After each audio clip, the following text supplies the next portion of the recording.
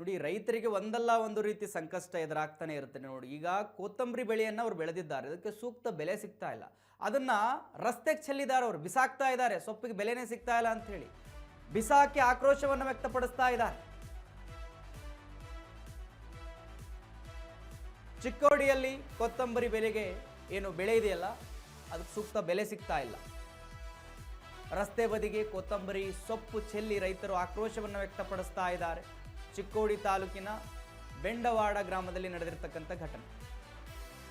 ಒಂದೇ ವಾರದಲ್ಲಿ ದಿಢೀರ್ ಅಂತ ಹೇಳಿ ಬೆಲೆ ಕುಸಿತ ಕಂಡಿದೆ ಕೊತ್ತಂಬರಿದು. ಕಳೆದ ವಾರ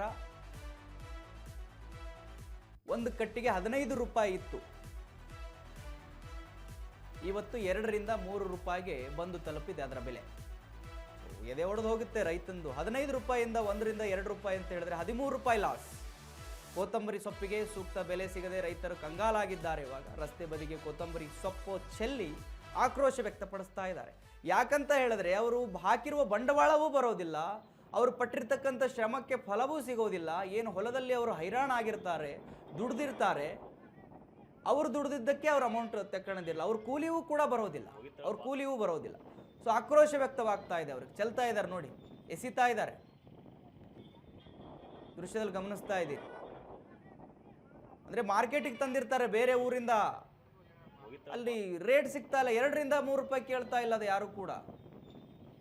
ಸೊ ಆತನ ಬಂಡವಾಳವೇ ಜಾಸ್ತಿ ಆಗಿರುತ್ತೆ. ಆತನಿಗೆ ಬಂಡವಾಳವೇ 7 ರಿಂದ 8 ರೂಪಾಯಿ ಬಂದಿರುತ್ತೆ. ಅದು ಮಾರ್ಕೆಟಿಗೆ ತಂದು ತಲುಪುವಷ್ಟರಲ್ಲಿ ಅಲ್ಲೋಗಿ ಬೆಲೆ ಕೇಳಿದ್ರೆ 1 ರೂಪಾಯಿ 2 ರೂಪಾಯಿ, ಏನು ಚಾಕ್ಲೇಟ್. ಅದು ರೈತನ ಶ್ರಮ ತಕ್ಕ ಬೆಲೆ ಇಲ್ಲ. ದೃಶ್ಯದಲ್ಲಿ ಗಮನಿಸ್ತಾ ಇದ್ದೀರಿ ನೀವು, ಚಿಕ್ಕೋಡಿಯಲ್ಲಿ ಆಗಿರ್ತಕ್ಕಂಥದ್ದು.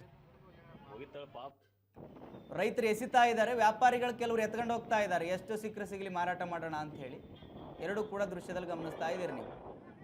ಚೆನ್ನಾಗಿರೋದು ಮಾರಾಟಗಾರರು, ವ್ಯಾಪಾರಿಗಳಿರ್ತಾರಲ್ಲ, ಅವರು ತಗೊಂಡು ಹೋಗ್ತಾ ಇದ್ದಾರೆ. ರೀಟೇಲರ್ಗಳವರು ಇವರು ಹೋಲ್ಸೇಲ್ ರೇಟ್ಗೆ ತಂದು ಹಾಕ್ತಾ ಇರ್ತಾರೆ ಮಾರ್ಕೆಟ್ಗೆ ರೈತರು. ಸೊ ಅವರಿಗೆ ಬೆಲೆ ಸಿಗ್ತಾ ಇಲ್ಲ, ಅವರಿಗೆ ಸಮಾಧಾನ ಇಲ್ಲ. ಸೊ ಆ ಕಾರಣಕ್ಕೆ ಎಸಿತಾ ಇದ್ದಾರೆ ಅವರು.